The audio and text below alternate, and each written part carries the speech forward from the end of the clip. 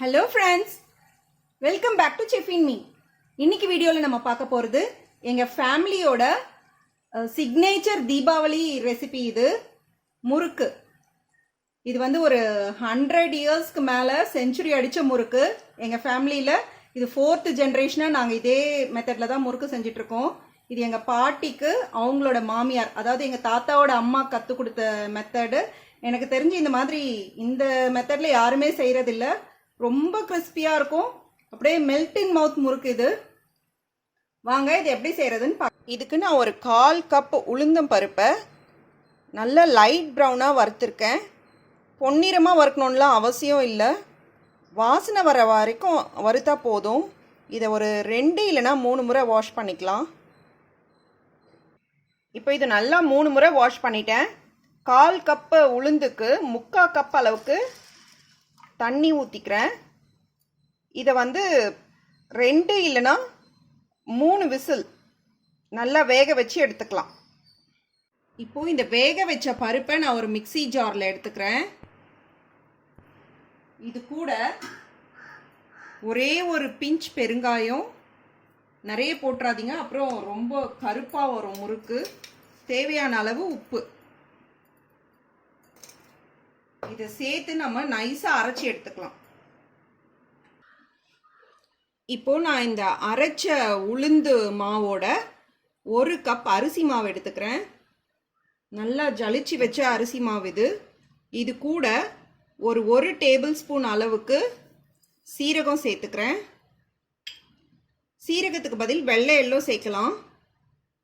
1 table spoon அளவுக்கு வெண்ணெய் சேர்த்துக்கிறேன். இதில் வந்து 50 கிராம் டால்டா போடணும்.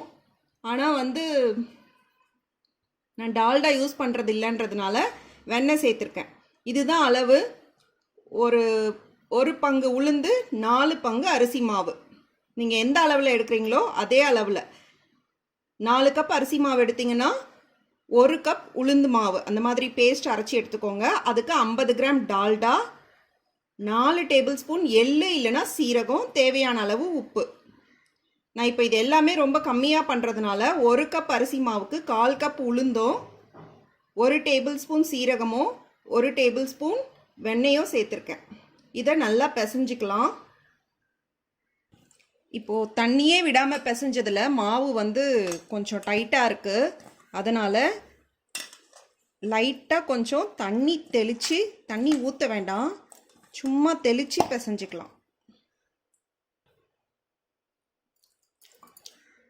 அவ்வளோதான். இதுக்கு மேலே தண்ணி ஊற்ற வேண்டாம், அப்புறம் எண்ணெய் நிறைய குடிக்க ஆரம்பிச்சிடும்.